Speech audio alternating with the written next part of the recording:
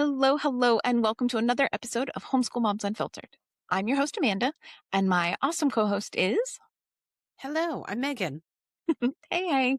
All right, so we are your source for messy, imperfect homeschool advice and community. And look, we aren't even 2 full months into 2026, and what is even happening? That saying, the horrors persist and so do we, or something like that. It feels very appropriate. And also, honestly, it underscores just how important safe, like-minded communities are in these really scary times. So we are grateful that you're here and a part of the Homeschool Moms Unfiltered universe. True story. Yeah. There's this line that gets thrown around a lot of times in novels, and so much so that in a lot of the Facebook bookworm groups that I'm in, it's kind of become this punchline. But there's this line that gets used all the time where the author will say, "She let out a breath she didn't know she was holding." And while that is potentially likely overused, especially in the historical fiction genre where I live, I will say that I do find myself experiencing that sensation sometimes and probably noticing it more because it's used so often in books, where when you meet someone and they'll give you a little signal that they're also worried about the condition of the United States, the state of affairs in the United States, their neighbors, their kids' futures, all that stuff. Like, it feels good when you get that little signal. And sometimes I do. I let out a little breath I didn't know I was holding. So if you're a regular listener to the podcast, you'll know that I do not live in historical fiction land with Megan. I prefer to spend much more of my time engrossed in the pages of werewolf and sometimes Brava smut. I'm just going to put that out there. And I can assure you that there are also references to breathing in my books, but usually very different. Something along the lines of much heavier breathing. But anyway, listen, if you are new-ish to the podcast, you'll find that our difference in preferred reading material is not the only thing where we vary quite a bit. Actually, for one thing, I'm an aggressive academic homeschooler, and Megan is a self-described loosey-goosey unschooler. And yet here we are, more than 150 hours of podcasts and episodes in, and we're still cheering each other on, both as the caregiver and the parent doing it, but also for our kids and seeing where they go and what they do and their newest projects. It's fun and it's exciting because we can agree to disagree on books, pleasure reading, right? Homeschool philosophy, how much clutter is acceptable, and whether or not there should be large pieces of art on the wall, and right, like just so much more. But we are never, ever going to agree to disagree about human and civil rights, not with each other or anyone else for that matter. Yeah, true story. That is a firmly drawn line in the sand for us. We don't fuck with the all lives matter. If only she had complied. If only they had come here legally. Love the sinner, hate the sin crowd. No. Imagine the very opposite of all of that, and then add to it, fuck ICE and arrest the pedo in chief.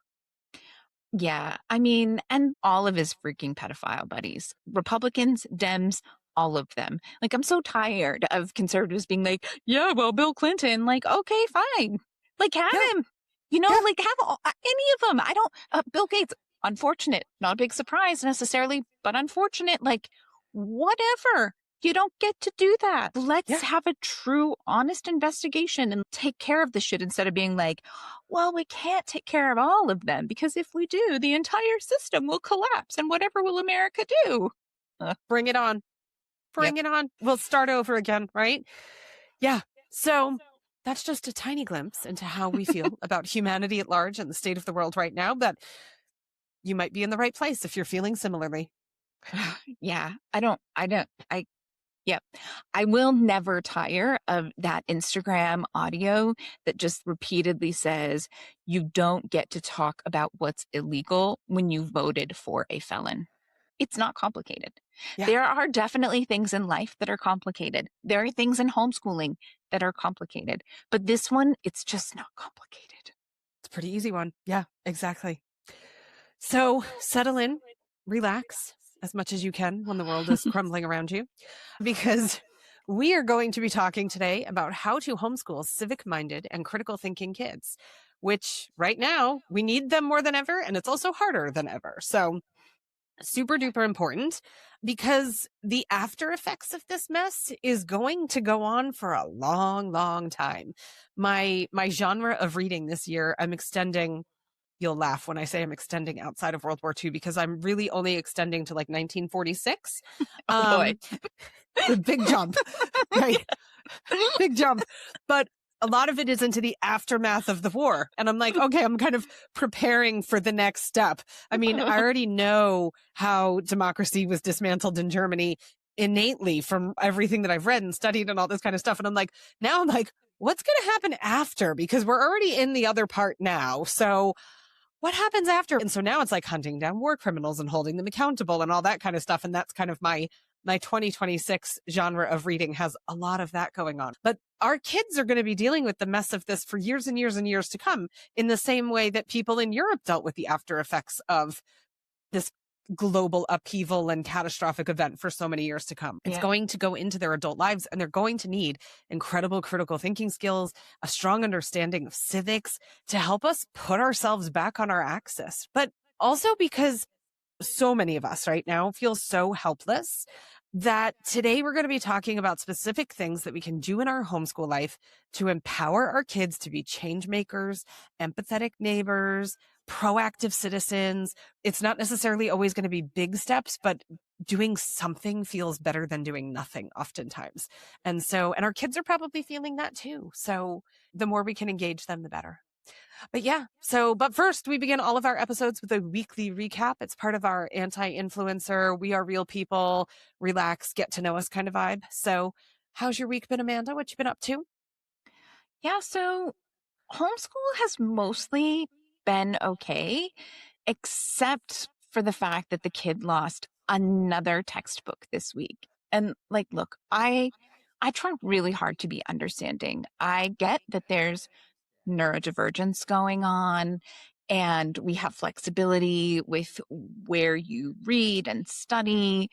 Plus, look, there's a significant dip in executive functioning skills thanks to puberty. That's like totally common and well understood in medical literature. But sometimes I have to buy like 3 copies of a single book to get through a novel study. And some days it really, really, I could be kind and say it frustrates me, but it just freaking pisses me off sometimes, right? And like, I am not my best homeschool mom self when I'm like, another freaking book. If you don't find the freaking book, I'm gonna, you know what I mean? Like, yeah. So I don't even, so I'm confused. Like, does he take them out of the apartment? Is that how they're getting lost? Or are they getting lost in your apartment? Your condo, I should say. Sorry. Yeah, that's okay. I assume in our condo, though the conversation was definitely had, like, is there any chance it's in any of the vehicles? You know, like, did you take it when you were going with dad somewhere? Did it slide under the seat in my car? Like, it doesn't appear to be in any of the vehicles, so it must be. And I'm like, just go find it in your bedroom. Like, it's not under the couch. The library's pretty good about letting us know when we accidentally return our books to the library instead, which happens far too often. The number of times I've had to go reclaim. Oh, so sorry. That's my book. Yeah. Because we have one of those auto feeders that you feed your return books through. So when something goes through that's not supposed to be there, they know whose books it came back with. They're like, did you lose a, like, I don't know, but probably. Yeah. Sounds like us. Yeah. Exactly. We have a hard time keeping track of books. And by we, I mean my child. But yeah.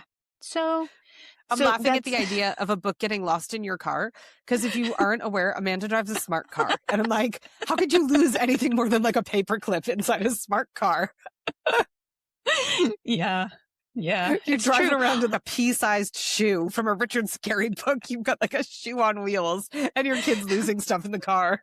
I will say, just the other day, so actually the kid is 12 years old and like 5'2" now, and I don't 95 pounds or something. And he had been in a full booster for a long time, and he's outgrown it. Like we can't adjust it up. His shoulders are in the wrong place now, and just kind of all of those things. And so we just took the booster out and made sure the seatbelt had the correct fit and all of that.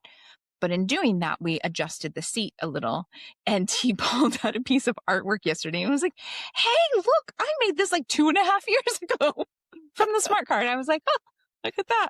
I'm not sure how. I didn't think you could lose anything in a smart card. Yeah. Yep. You can. You can. A piece of art, in fact. So yeah, other than that, homeschooling has actually been like pretty smooth for us. And so that's nice. It's definitely an ebb and flow, but I feel like we've kind of hit our groove and things are going pretty well. So that's good. And then, like, for me personally, chronic illness just sucks. And we've talked about that often on the show for different things. I have this like stupid cough that's not like a regular cough, and I just can't shake it. And I went for more x-rays and blood work, and it's like, well, something's definitely wrong, but maybe it's a new infection, or maybe it's just chronic inflammation. The numbers are kind of high, but not so high that we know for sure. So let's try these 3 new meds, because that'll be easy to figure out which one works and which one doesn't work when you do a bunch of new things all at once. And then you should probably also come in for a bunch of other expensive tests, and hey, maybe we'll throw in a CT scan too. And I'm like, because of course it's a new year, which means my deductible has reset, because I live in basically the only highly developed country in the world without any sort of universal health care. So that's cool. Yeah. Good Yay. times. So Aye. yeah, I mean, it is what it is. It is what it is. It's been decades of dealing with various levels of chronic illness. So nothing is really a surprise. Though I have reached that point. I was sitting with my doctor. I was like, you know that I can put up with almost anything. I can roll with almost anything. But this cough and the inability to do anything without having massive coughing fits, this is what's going to break me. Like, you have got to figure out what's going on. And she's like, oh, yeah, well, maybe. Well, maybe you, like, pressure's a little high. Maybe we should increase some blood pressure medication. Like, maybe just fix the cough that's causing the increased blood pressure. And then I won't have to kill you over the fact that my blood pressure is high. That's a whole other story. So yeah, that's what I've got going on. How about you? You got some more funk from Portuguese school. So it's been a rough week for you. What else have you got going on? Yeah. So I've been working on giving some life to my apartment. I've talked about the fact that I'm on a journey to recover from millennial gray. And so I had been working on my apartment and doing some stuff in the hallway one day last week. And that night I got in bed and I was really sore.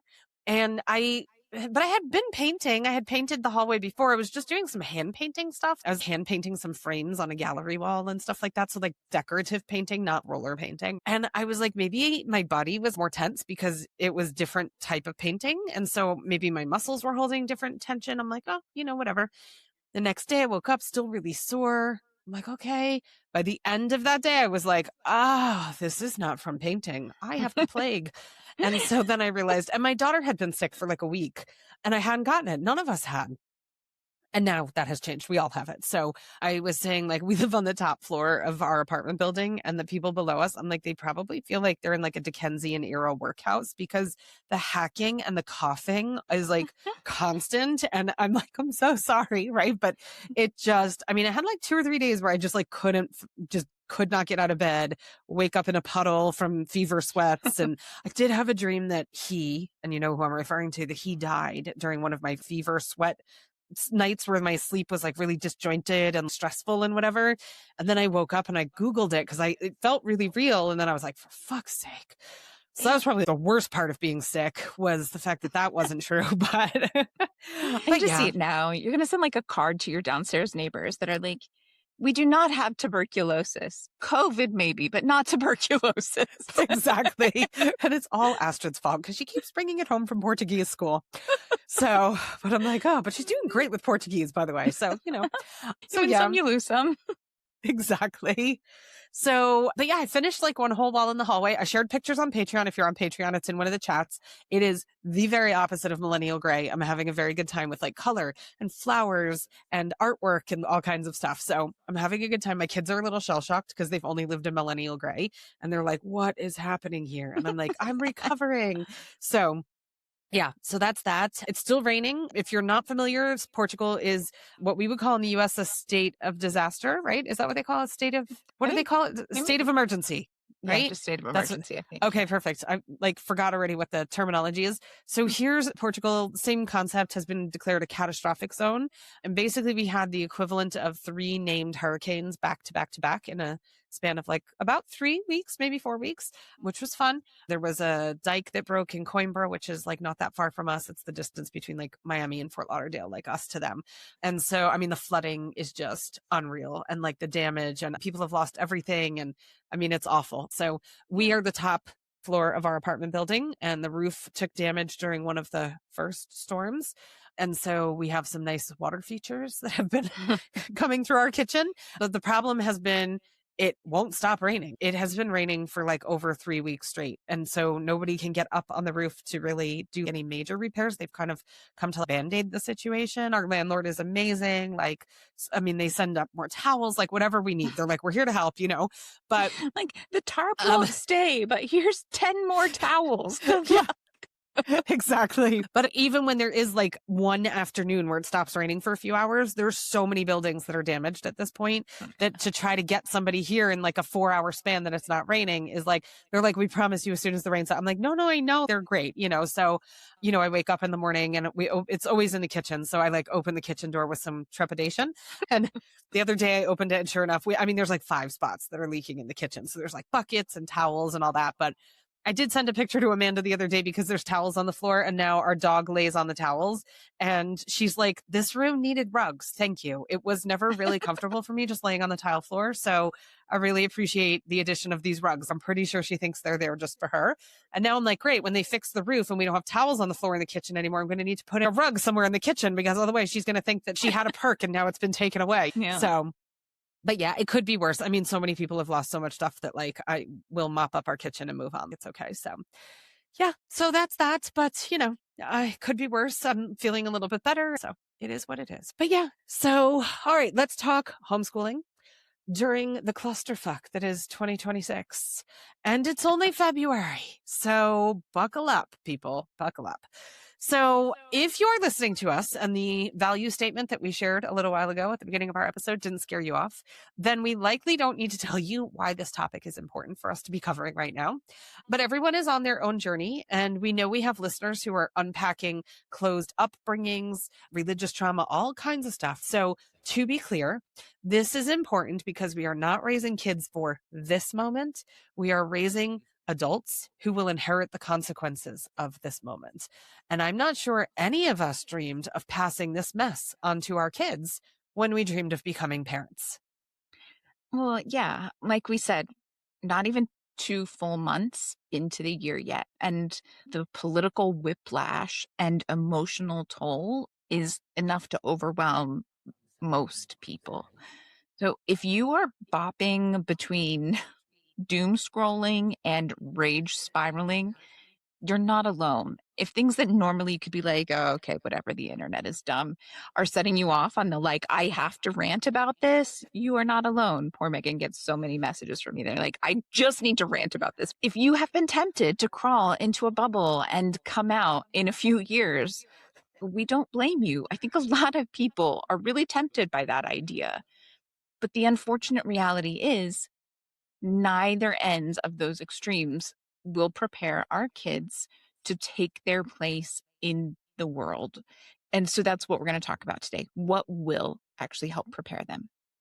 Yeah. So let's dig in.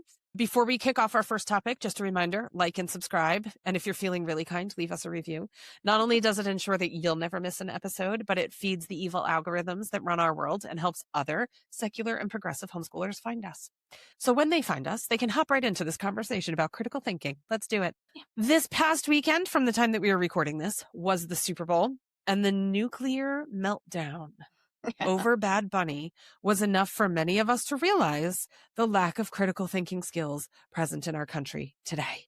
Yeah. It was bad, right? So when we talk critical thinking skills, we're not talking about memorizing amendments or reciting facts. I mean, how many of us learned government that way? And well, first of all, most Americans don't understand how our government works, but also it was boring and we didn't retain a lot of it anyway, the way that we learned it. Although I would like to say that I am down with people being able to recite facts like, yes, Puerto Ricans are U.S. citizens.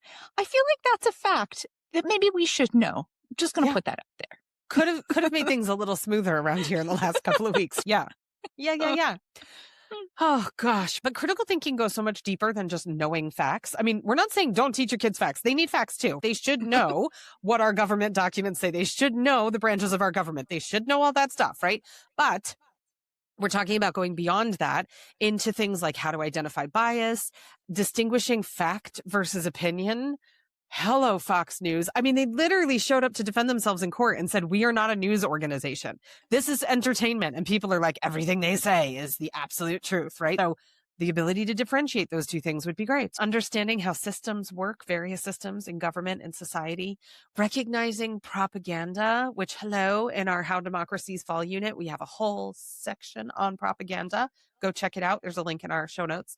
Asking who benefits from certain things. When you're looking at a news article, when you're listening to a conversation, when you're hearing somebody's position on something, who's benefiting from this? Somebody has an agenda in all of this. Who are they and what is it? Yeah, no, for sure. So when it comes to identifying bias and recognizing propaganda, it is important to take the time to compare coverage of the same event, right? So just a quick little plug. If you can afford it, I really, really, really recommend signing up for Ground News.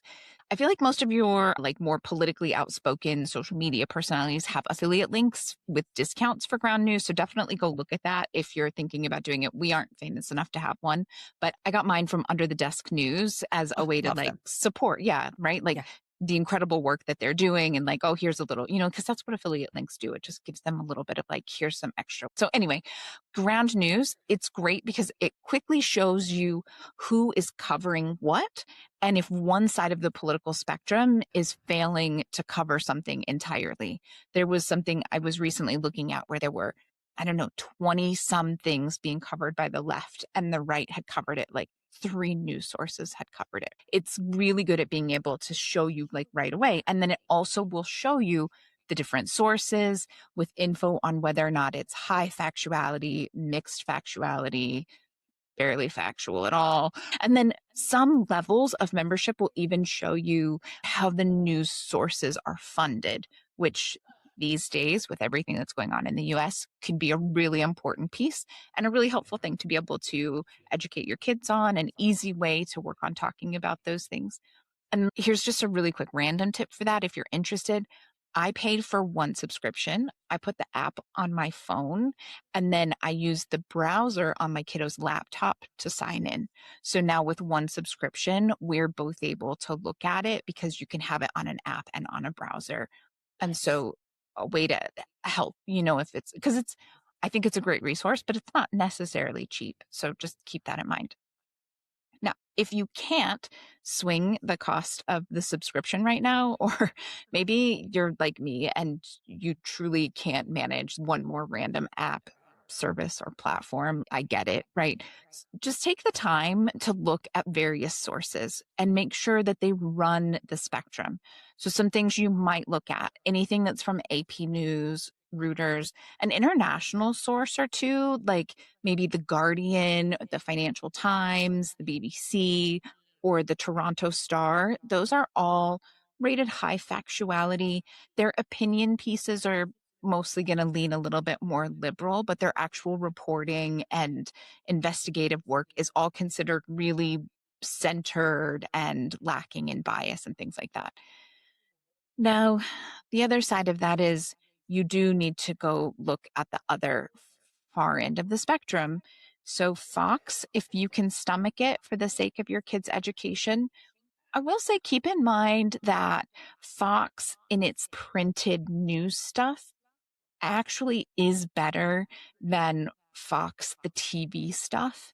So keep that in mind and talk about that. There's a pretty big difference between what you get on their website that's actually meant to be printed material versus the talking heads and the lies that they spout. And then you have to be careful, but if you're going to go that way with Fox, you should go the other way with sources like MSNBC. And the reality is it's not center, but it covers it. And looking at the whole spectrum is important when you're comparing bias and trying to make sure that you're being careful with that. And you're going to want to make sure that you're discussing things like what language changes between these sources. Are there big emotional words in the headlines? And which sources are more likely to have emotional triggering words? And if one source frequently has emotional triggering words, and then you find a topic where suddenly their headlines have none of those words, what does that mean? What images are they using? Are they well sourced? Are they manipulated by AI? These kinds of things matter. What's emphasized or what's omitted? And then who are their sources? I find it really hard to believe that in 2026, we are in a position where so many sources can just lie, and that's okay. But we are there. And so it is more important than ever to check sources and to be really aware of which sources are no longer reputable sources. Mm-hmm. So, a couple just really quick resource suggestions. Most of you who are listening are probably like, oh, yeah, I know that. But there are a couple really great like media bias charts. So, allsides.com has one. There's the Ad Fonts media bias chart. That's another great one. Again, I can't say enough good things about Ground News. For me, it does a great job of protecting my algorithm while also allowing me to get great coverage on both sides. The flip side, it's an email newsletter showing left and right takes kind of side by side on the same issues. I can't do another newsletter, but for some people, that's preferable over trying to stay on top of social media things and stuff like that. I totally get that.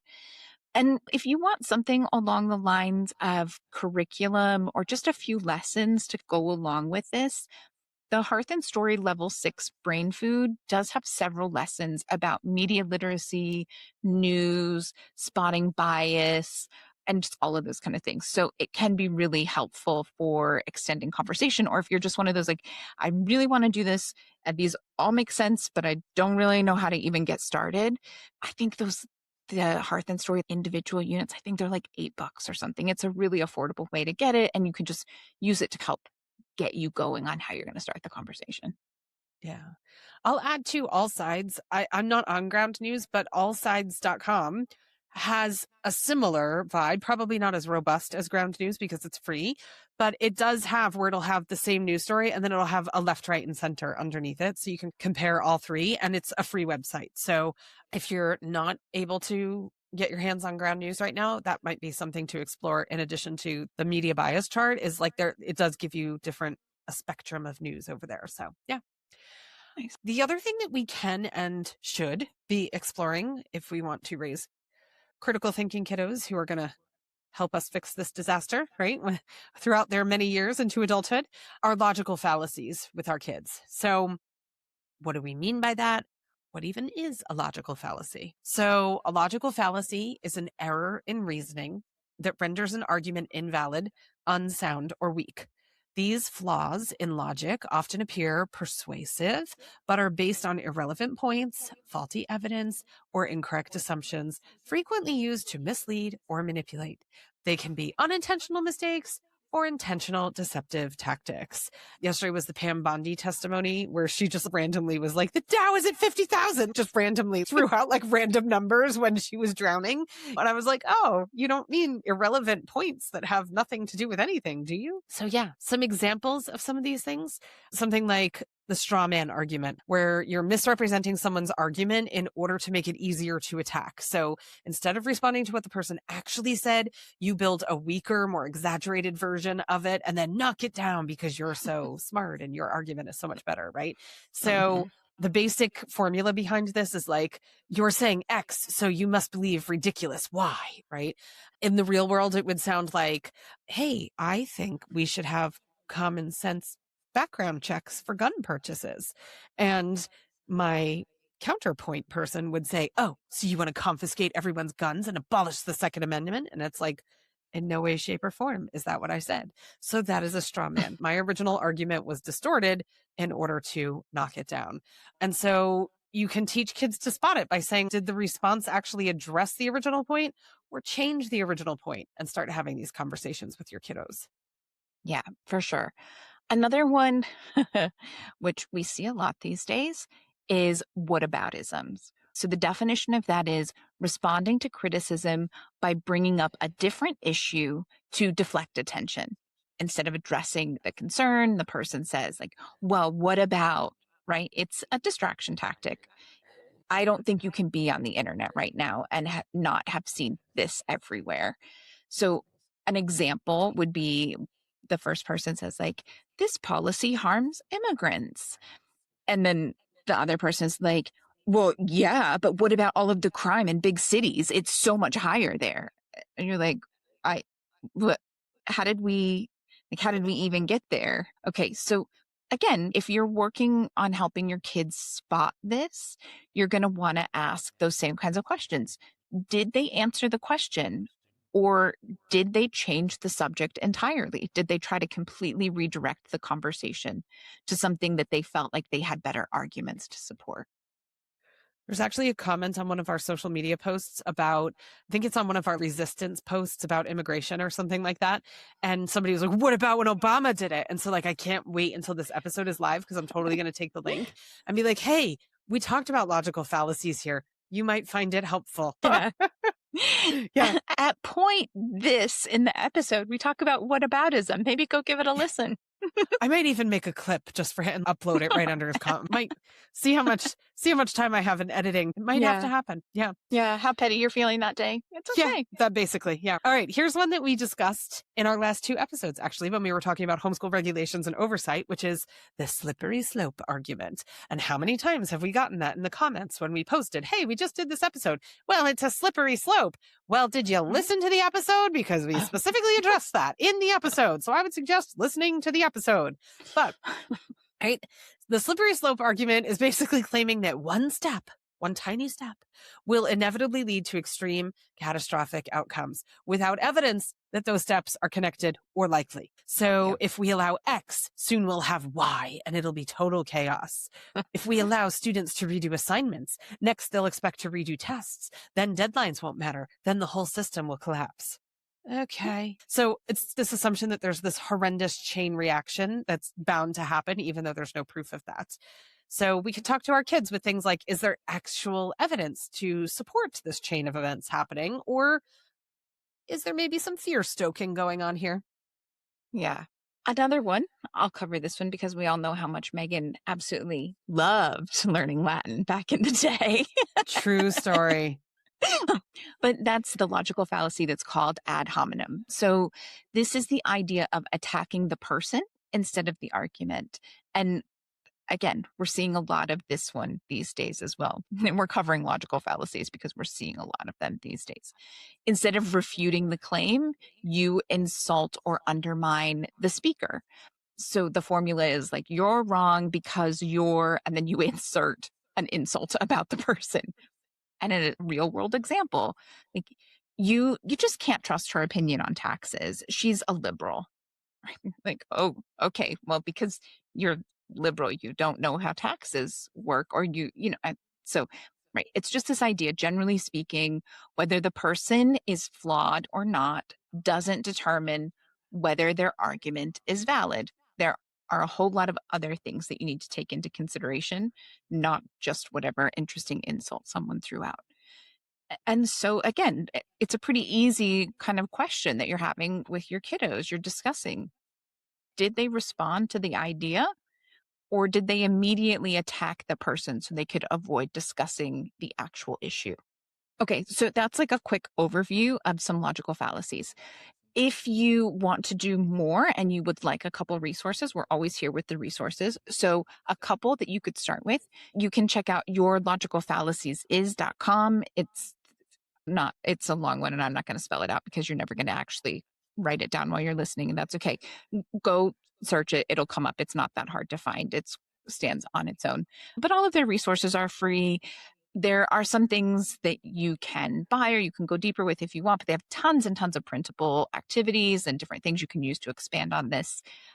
Another one, and I know it seems like I'm really pushing Hearth and Story hard this episode, and we're not even getting any money for it. Maybe we'll find an affiliate link and drop it in the show notes. You can go through with some affiliate money. But that said, Hearth and Story level 5 brain food covers logical fallacies. It's not a huge part of it, but there are a few lessons in there that specifically outline a bunch of logical fallacies with some examples so you can work through those without having to completely recreate the wheel. And again, I think they're somewhere between $5 and $8. I really should have looked it up before the episode, but I wasn't thinking about trying to do the whole influencer buy from our link thing. So yeah, it's solid. It's nice to be able to have, for me, you homeschool how you homeschool, but for me, it's nice to have someone who's already started it. I can go lots of places if I've got somewhere to start, but it's the starting that's like, oh, I need to like research and put this together. I got to get creative. I got to come up with things, and maybe we'll do it next week. And the next week becomes like, I'm still trying to make my Christmas cookies, and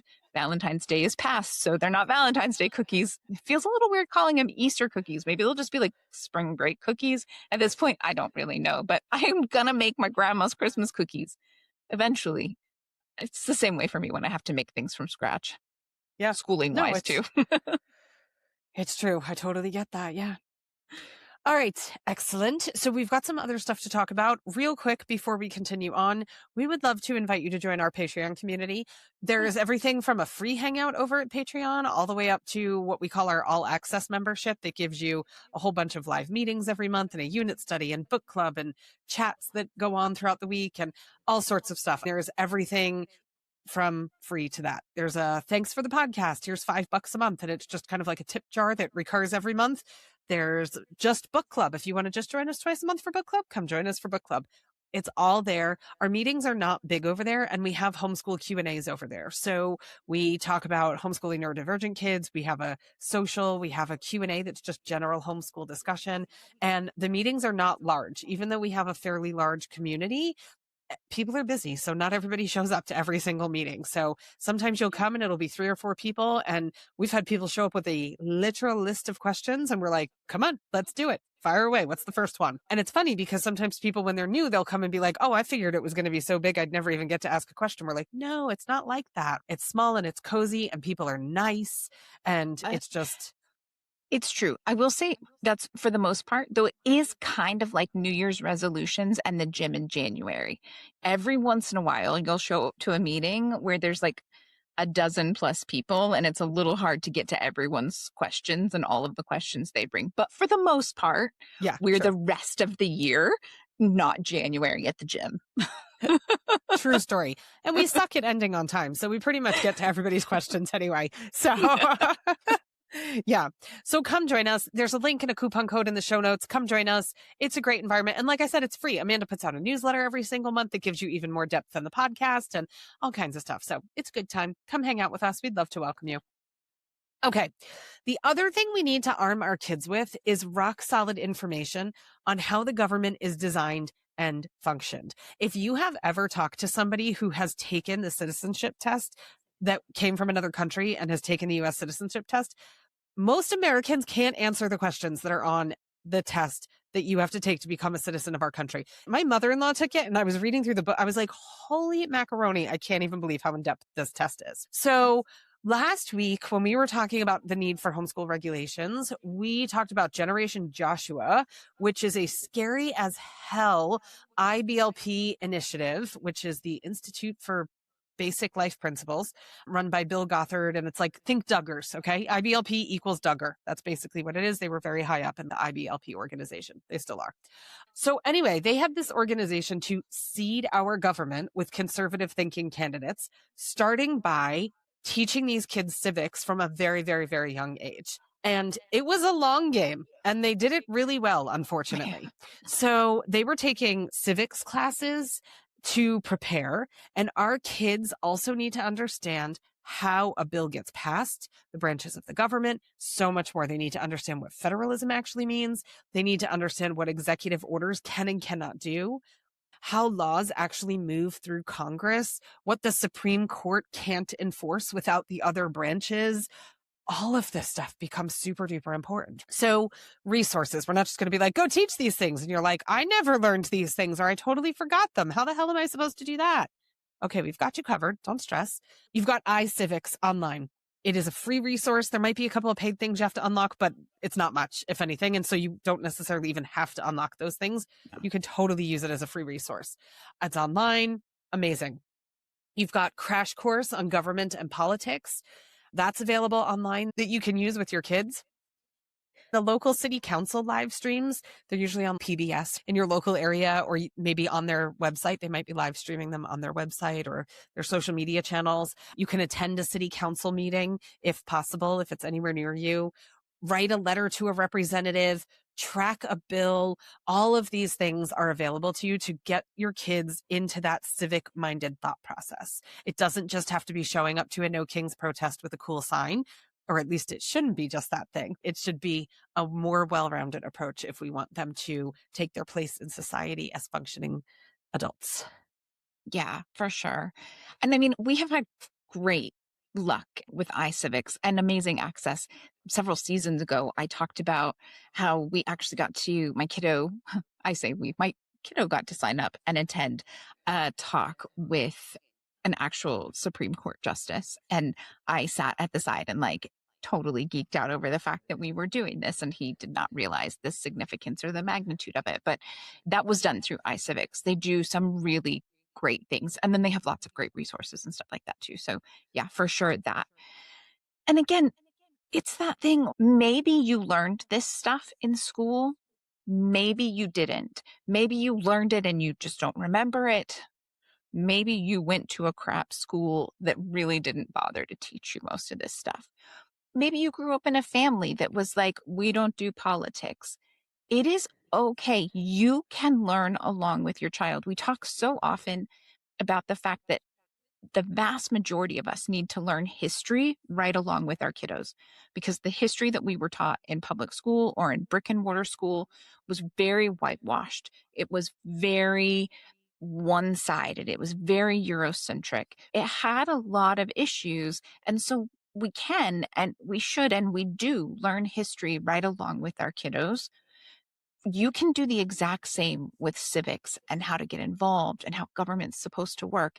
And when your kiddo says, well, yeah, but I read this thing that said the president wrote an executive order on that, so that's what it is now. And if your answer is like, I don't know, that's okay. Like, Yeah. I don't know, let's go look it up. Let's go find out Yeah. for sure what that means. That's great. There's zero judgment.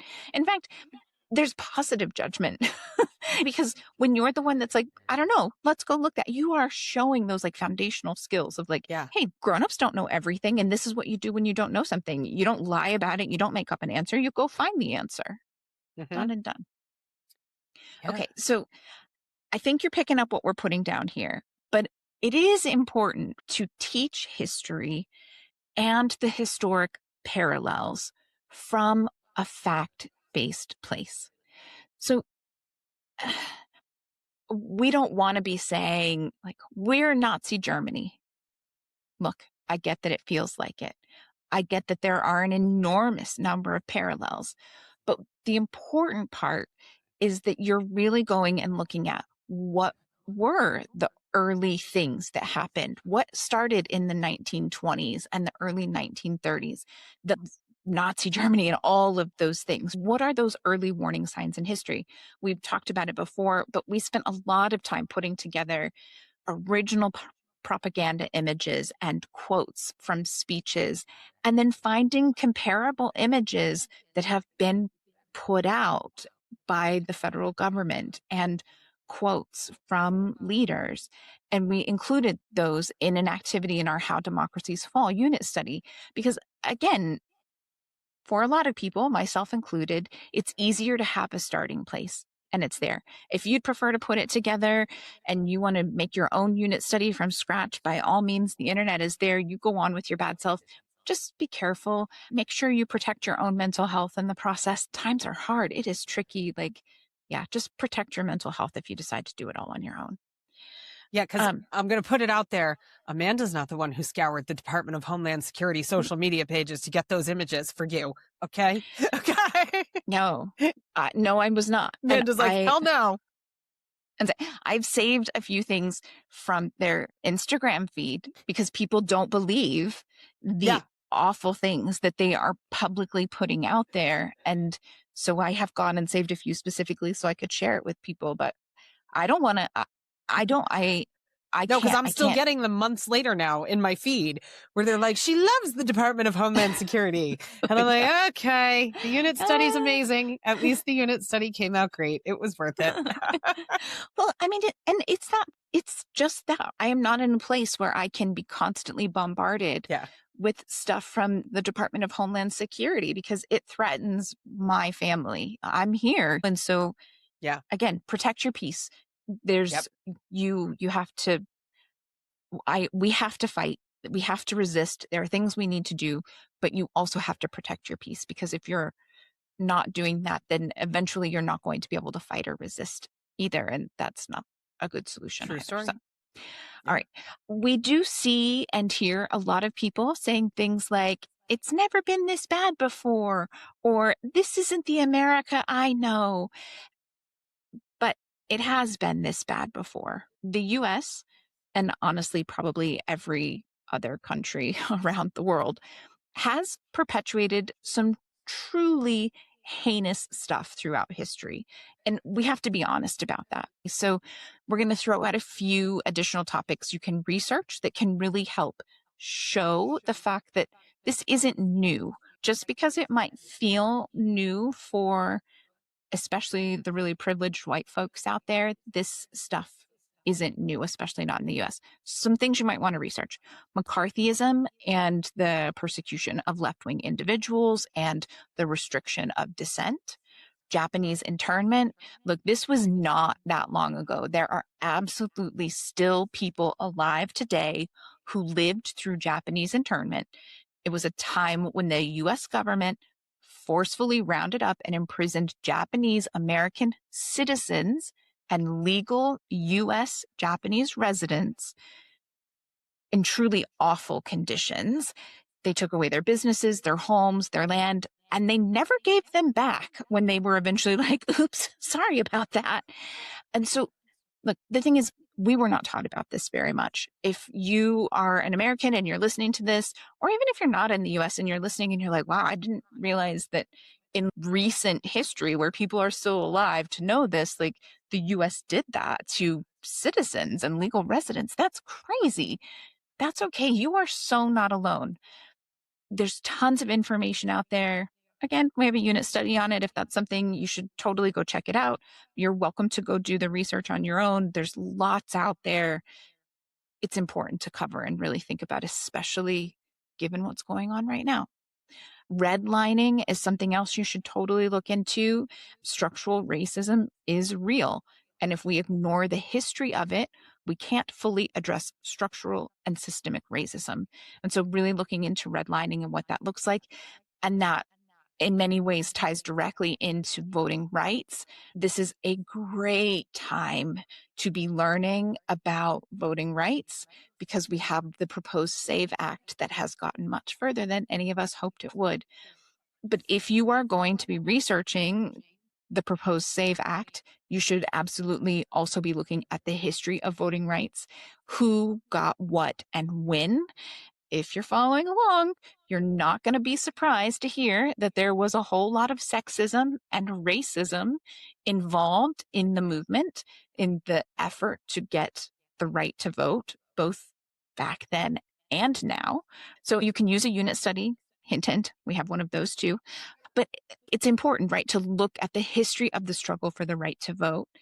And then also look at quality news sources. And we definitely point you in the direction of some stories and some things like that in some of our unit studies that will help you look at the, unfortunately, various efforts, not just the SAVE Act, of some of our current leaders who are attempting to roll back voting rights on a whole lot of fronts. So, look, this list could go on and on, unfortunately. We could probably do an entire month's worth of episodes just on, you should learn about this thing in history and how it applies right now. And you should learn about this terrible thing Americans did and how it applies right now.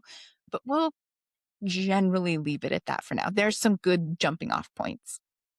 Yeah. I mean, when you talk about voting rights, all I could think about was the day that Hillary ran against Trump and women were lining up to put their I voted stickers on Susan B. Anthony's headstone in the cemetery. And it's like, okay, fine. Susan B. Anthony was what she was, whatever. But she said so many horrific racist things in her lifetime.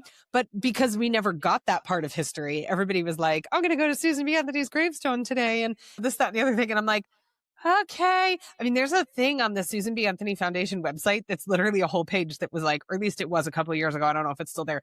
It's like, was Susan B. Anthony a racist? And I'm like, if you need to put that on your website, I'm going to guess I already know the answer. This is not great. But yeah, dig into that some more. That's fun. Okay. When you talk about McCarthyism, I have to say people need to watch Being the Ricardos on Amazon. I know Amazon, I'm sorry, it's an Amazon Prime thing, so I think you can only get it on Amazon. But it was when Lucille Ball was mixed into the Red Scare and it was done really, really well. And then with redlining, Spike Lee just did a documentary or docu-series. It's like 4 episodes, I can't remember, about Katrina. And it's some of the stuff that we normally see about Hurricane Katrina, but then it goes into, we need to ask the question about why you have a bunch of Black Americans living in a soup bowl below the poverty line in this area in the first place. Like, how did this happen? And so it goes way, way, way, way back as far as like, how did this happen? And that's a redlining thing, but it's Spike Lee and he did it so, so well. It's a really good series.